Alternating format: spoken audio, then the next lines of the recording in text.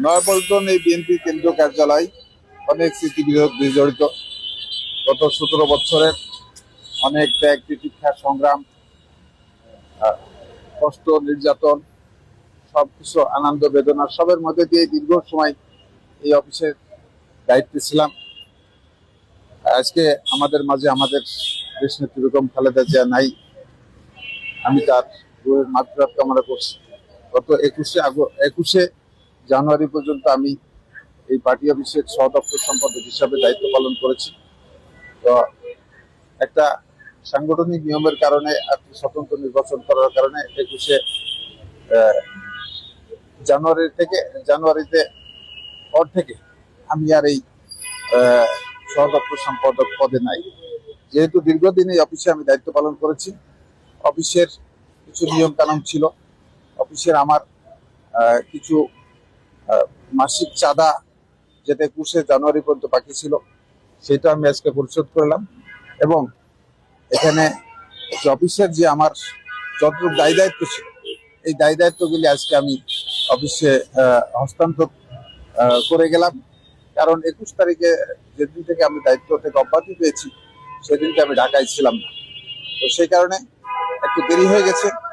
আর এই দায়িত্বগুলি জীবনের 43টা বছর এই দল করেছি, এবং এই দলের এবং দাপ্তরিক দায়িত্ব দীর্ঘদিন পালন করছি। করতে যে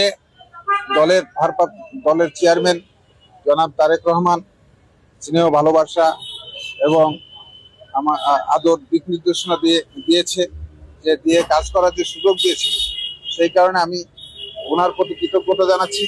এবং দলের মহাসচিব মহোদয় আদর স্নেহ দিয়ে ভালোবাসা দিয়ে দিক নির্দেশনা দিয়ে দলের কাজ করার সুযোগ দিয়েছে। আমাদের সিনিয়র যুগ্ম মহাসচিব দপ্তরের দায়িত্ব